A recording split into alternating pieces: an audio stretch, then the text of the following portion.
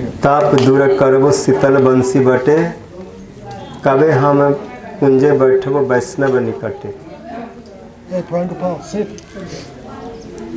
बंसी बट सूरदास जी अपने पदों में कहते हैं, बंसी बट के जैसा सुख जो जमुना के तट पर पूरा संसार में ऐसा सुख नहीं है, जहाँ पर कृष्ण गोपांगनाओं के साथ रास विलास किए और जहाँ पर बैठ करके सखाओं के साथ भोजन भी किए, बहुत सारी लीलाएं किए।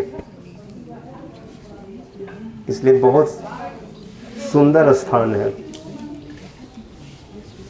जहाँ पर एक बार इस स्थान का जो अनुभव करते हैं, एक बार इस स्थान पर आते हैं, वो इसको भूल नहीं सकते। जैसे इस स्थान को याद करेंगे वो छटपटाएंगे, स्थान ही ऐसा है। तो इस स्थान पर सुखदेव जी भी वहाँ बैठे थे, सूक्ताल में परीक्षित महाराज को भागवत कथा सुना रहे थे। लेकिन जब ब्रज की बात आई, रासलीला का वर्णन आया, तो बोले यहाँ से कथा का वर्णन नहीं होगा, मुझे बंसी बट में बैठना पड़ेगा। तो एक स्वरूप से यहाँ पर सुखदेव जी बैठे और सब लीला को देख रहे हैं। देखते देखते क्या देखे, भगवान ने जब बिहार की इच्छा की, महाराज की इच्छा की, तो भगवान अपिता रात्रि शरद फुल्ल मल्लिका विच्छरंतु मनस चक्रे जोग माया उपासी। भगवान ने क्या देखा, शरद पूर्णिमा की रात्रि जब गए, उस रात्रि के लिए गोपांगनाओं को वचन दिए थे चिरहरण के प्रसंग में कि आप लोगों का जो हृदय का जो संकल्प है, जो आप लोगों ने कात्यायनी की पूजा की है, उसमें हम जानते किस उद्देश्य से पूजा की थी।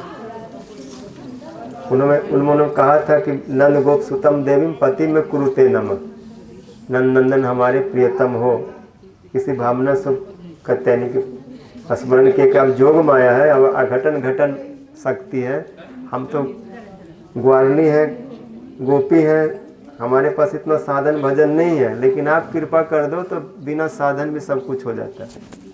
जो साधक रूप से जो गोपियाँ आई थी, वही सिद्धि पाने के लिए उनसे प्रार्थना किया और निश्चित परिकरों के साथ उनको मिलन हुआ।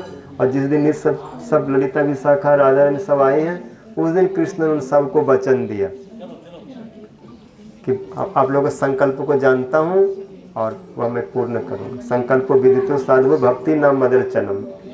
आप लोगों का संकल्प कभी विफल नहीं होगा, क्योंकि आप लोग मेरे लोग हो और मेरे भक्त, मेरे लोग जब कुछ इच्छा करते हैं उसको मैं पूर्ण करता हूँ। आप लोग संकल्प क्या है, कृष्ण की सेवा करना, अनंत प्रकार से उनको सुख देना, ये भक्त की इच्छा होती है, संकल्प होता है।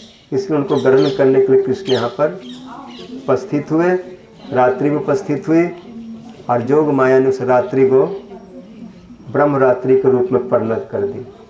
किसी को पता नहीं चला, लेकिन वो रात्रि छोटी मोटी रात नहीं हुई, बहुत बड़ी रात्रि हुई, ब्रह्मा के एक कल्प के समान। इसलिए बहुवचन का प्रयोग किया, ता रात्रि। उसको देख करके कृष्ण ने आधार पर बंसी रखे और बजाए, और जोग माया ने उससे पहले वृंदावन को सजा दिए। पूर्ण चंद्र को उदय हुआ पूर्णिमा की रात्रि में, तदुड़ु राजा ककुवा करेर मुखम। अभी साधु महाराज सुन रहे थे कि पूर्व दिशा जो है वो इंद्र की बधु माने जाते हैं, कि इंद्र जो है पूर्व दिशा के अधिष्ठात्री देवता है। हर दिशा के एक एक देवता होते हैं, इसलिए पूर्व के जो देवता है इंद्र हैं। लेकिन चंद्रमा ने क्या किया, इंद्र के बधु के गाल में वो अपने गुलाल लगा दिया किरणों का, हस्त किरण के द्वारा। अर्थात चंद्रमा से जो किरण निकलो लाल लाल हो गया, पूर्व दिशा को बिल्कुल रंग से रंग दिए। जैसे मानो होली में कोई रंग गुलाल खेल के रंग देता हो, ऐसे दूसरे के बधु के ऊपर रंग लगा के उनको रंग दिए। इस तरह से उद्दीपन विवाह हुआ। ये सब देख करके कृष्ण बंसी बजाए। तदुण राजा ककुवा करे मुखम प्राच्य विलंपने अरुणे न संतमे सच्च शनि नागो समुचो प्रिया प्रिया इव दीर्घ दर्शन। जैसे दीर्घ काल के बाद प्रिय प्रियतम मिलते हैं तो खुशी में रंग गुलाल कुछ भी, वो घर के अंदर में, जैसे घर के बाहर आप होली नहीं खेल सकते, लेकिन घर में जब मर्जी आप होली खेल सकते हो, कोई रोक नहीं सकता। कभी भी किसी से, बहुत से ऐसे गाँव में होता है कि किसी के यहाँ पर कोई ऐसा प्रिय व्यक्ति आ जाए तो उनको कपड़ा वपड़ा को रंग देते हैं, जैसे परिवार के लोग ऐसे आते हैं तो कपड़ा उतार के रख दिया, तो वो लोग होते हैं उनको रंग देते हैं, स्वयं उनको रंग लगा देते हैं, होली नहीं तो भी होली कर देते हैं उनको। तो ऐसे प्रेम का एक उत्कर्ष होता है। तो यहाँ पर भी इसी प्रकार उद्दीपन करके कृष्ण ने बंसी को बजाया उस उद्दीपन को देख करके। निसम्य गीतम तदनंग वर्धनम ब्रज स्त्रिया कृष्ण गृहीत मानस आज जगमुर अन्यो अन्य मन चित्तोदमा सजत्र कांतो जबलोल कुंड जगो कलम बाम दृश्यम। बंसी ध्वनि सुन करके जो जिस अवस्था में थी सब कृष्ण के पास आए। इस सेवा की उत्कंठा दिखा रहे हैं। इनका प्रेम समर्थ है, इनका प्रेम किसी वस्तु से बढ़ता नहीं, स्वाभाविक है। इसलिए श्रृंगार विंगार कुछ नहीं किए, जो जैसे थे वैसे गए। जिनका प्रेम कम होता है, जिनका वो भाव कम होता है, वो बाहरी वस्तु से सजाना चाहते हैं। किसी को जीतना हो, किसी को वशीभूत करना हो, तो संसार में लोग होते हैं कि अपने को सजा धजा के लोगों को धोखा दो। लेकिन जिनको सहज स्वाभाविक प्रेम होता है, वो सजे न सजे वो स्वाभाविक, क्योंकि प्रेम किसी वस्तु का अपेक्षा नहीं करते। और जहाँ पर कोई वस्तु का अपेक्षा हो गया कि इस वस्तु से प्रेम को बढ़ाएंगे, इसका मतलब आपका प्रेम नहीं, वस्तु के द्वारा प्रेम को बढ़ा रहे हैं। जिस दिन वो वस्तु खत्म हो जाएगा उस दिन प्रेम भी खत्म हो जाएगा। इसलिए यहाँ पर ये लोग अपने को सजाना धजाना भूल गए, केवल कृष्ण को सुखी करना, सेवा करना। इसलिए जैसे थे ऐसे चले गए। कोई कपड़ा जो सब वर्णन आता है, जो जिस सेवा को था वहीं छोड़ के चले गए। और कृष्ण समझते हैं उस भाव को कि सब घर द्वार संसार भूल गए।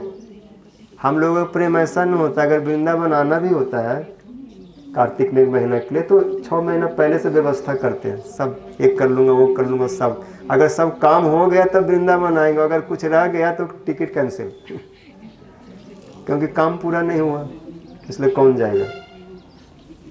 कई बार ऐसे, बहुत ऐसे कई बार होता है, सब अपना देखने के बाद।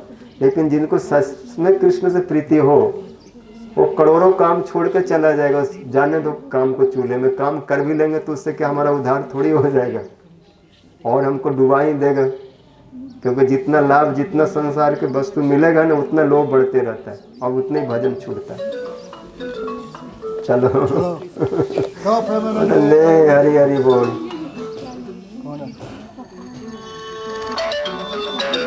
अरे हाँ, हरे कृष्ण। हाँ,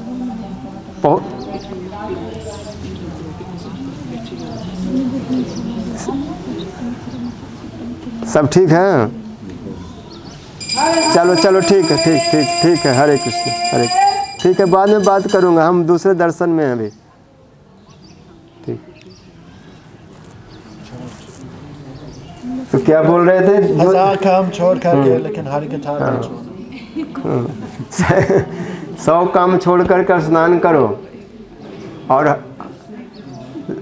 1000 काम छोड़ करके दान दो, और करोड़ों काम छोड़ करके भगवान का भजन करना चाहिए।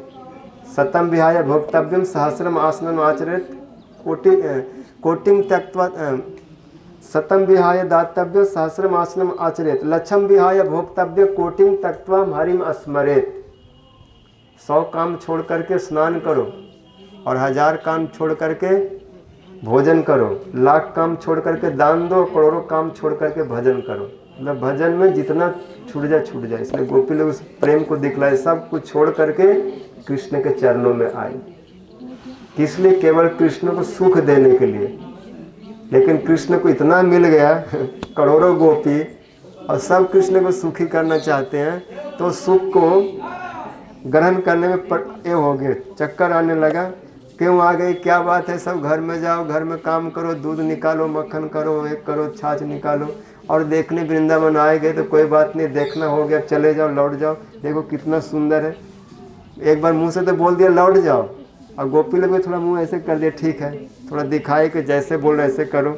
लेकिन जैसे मुंह दूसरी तरफ घुमाए तो कृष्ण बोले नहीं, देखो देखो कितना सुंदर जमुना जी है, कैसे बह रही है, कैसे कमल खिल रहे हैं, कैसे भौरे मर्रा रहे हैं, कैसे मधुक्षरण हो रहा है। तो इस प्रकार वाचक पेशर भी मोहयन, वाणी को ऐसे घुमा फिरा के बोल रहे हैं कि जिससे और उनका प्रेम बढ़ा। और उसके बाद में इसी स्थान पर रासलीला हुई, महाराज पाद न्यास से भुज विद्युत भी बाहु प्रसार, बहुत कुछ सुखदेव जी वर्णन किए हैं। वहाँ पर गोपियों के बीच में कृष्ण कैसे शोभा होने लगी, जैसे बहुत सारे हैम मणि के बीच में, स्वर्ण मणि के बीच में जैसे महामरकत मणि की शोभा होती है। तत्राति शोभित तावीर भगवान देव की सुता मध्य मणि नाम हेमा नाम महामरकत हो जाए। कृष्ण की शोभा चरम रूप में इस बंसी बट में गोपंगनाओं के बीच में हुआ। इसलिए यहाँ पर कृष्ण मनमथ नहीं है, केवल साधारण साक्षात मनमथा, मनमथा मनमथ को मन को मत देने वाले, जो ब्रह्मादि को जीतने वाला कामदेव था, वो भी जहाँ पर जिस रास में पराजित हो गया ब्रह्मादि जय संगरूढ़ दर्प कंदर्प दर्पहा जयति श्रीपति कृष्ण रास मंडल मंडन। बोलो बंसी बट तट की जय, श्री जमुना देवी की जय, महारास लीला की जय, श्री गौर प्रेमानंदे हरि हरि।